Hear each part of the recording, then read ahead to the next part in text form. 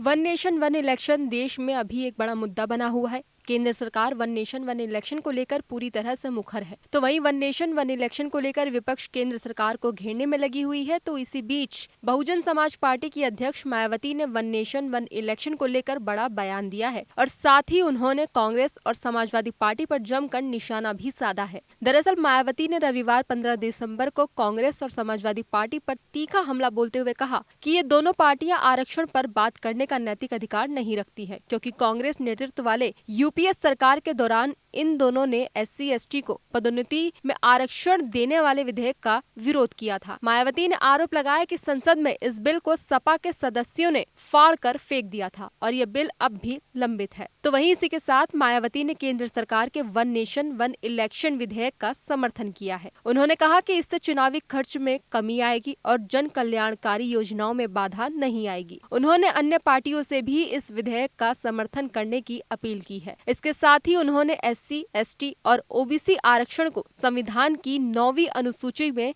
शामिल करने की मांग की है, ताकि इसके साथ कोई छेड़छाड़ न हो। उन्होंने कहा कि अनुसूची में शामिल कानून न्यायिक समीक्षा से बाहर रहते हैं, जिससे आरक्षण की सुरक्षा सुनिश्चित होगी। तो वहीं मायावती ने वन नेशन वन इलेक्शन का समर्थन तो जरूर किया है, लेकिन उन्होंने बीजेपी पर भी हमला बोला है। उन्होंने कहा कि बीजेपी की आरक्षण विरोधी मानसिकता साफ नजर आती है। उन्होंने कहा कि बीजेपी भी इस विधेयक को पास कराने के मूड में नहीं है। मायावती ने संसद में भारतीय संविधान के 75 वर्षों की यात्रा पर हुई चर्चा का जिक्र करते हुए कहा कि संविधान ने देश को समानता और न्याय दिलाने की पूरी कोशिश की, लेकिन संकीर्ण सोच और जातिवादी राजनीति ने इसे विफल कर दिया। उन्होंने कहा कि देश के करोड़ों लोग रोजगार, सम्मानजनक जीवन और न्याय दिलाने में शासकों की विफलता सामने आई है।